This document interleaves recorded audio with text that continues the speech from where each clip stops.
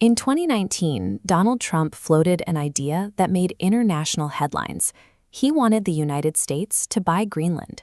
It was widely dismissed in the press as an absurd joke.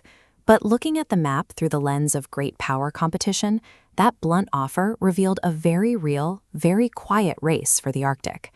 The people living at the center of this race are the 56,000 citizens of Greenland.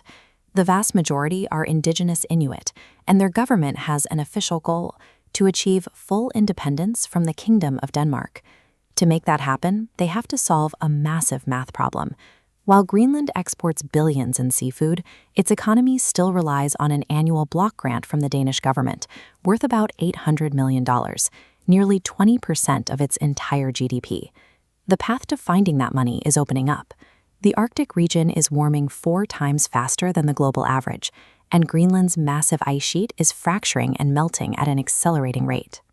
As that ice retreats, it is redrawing global geography.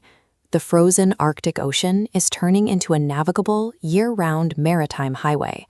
This map shows the GI-UK gap between Greenland, Iceland, and the UK, the primary defensive choke point used to track Russian submarines entering the Atlantic. With new polar routes emerging, the US, Russia, and China are aggressively maneuvering to secure access to these strategic lanes. For thousands of years, extreme cold and thick ice isolated Greenland from the rest of the world. Now, that frozen shield is disappearing, dropping a small population right into the center of global superpower competition. While the retreating ice opens the water, it is also exposing a landmass that has been hidden for millennia. Beneath the permafrost lies a staggering amount of untapped mineral wealth. Geological surveys have zeroed in on 2 sites in the south, Quanefeld and Tandries. These mountains contain some of the largest known, unmined deposits of rare earth elements on the planet. These deposits contain heavy elements like neodymium and dysprosium. You cannot build the high-performance magnets required for electric vehicle batteries or modern wind turbines without them. The necessity goes far beyond green energy. These exact same heavy rare earths are required to manufacture the targeting lasers, radar systems, and engines of advanced weapons, including the F-35 fighter jet. Right now, the global supply chain has a single bottleneck. China controls almost the entire global capacity for extracting and processing these specific heavy rare earths. Beijing routinely uses that monopoly as leverage, implementing strict export controls that can instantly starve foreign manufacturing.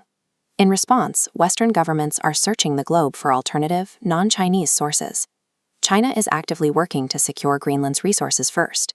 Beijing has officially declared itself a near-Arctic state, and Chinese state-backed firms have already invested in local mining projects like the one at Quanefeld. Washington is countering that push with a heavy military footprint. The U.S. has updated its defense agreements and poured funding into upgrading installations like the Pitifik space base directly on Greenland's ice. The global transition to clean energy requires physical materials. Securing those materials has ignited a high-stakes resource war, and the primary battlefield is Greenland's bedrock. For the 56,000 people living on the island, these rare earth deposits are often framed as the key to their sovereignty.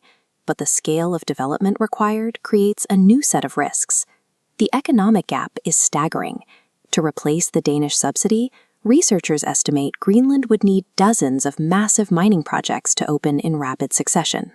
Even an unrealistically high rate of development might only replace half of that annual block grant in the near future. Because the island lacks basic infrastructure, these companies cannot simply dig a hole. They have to build entirely new deep-water ports, pave roads, and construct power plants across vast stretches of untouched Arctic wilderness. The wealth promised by a mining boom poses an existential threat to the pristine local environment and to the traditional hunting and fishing livelihoods that have sustained the Inuit for generations. This creates a paradox.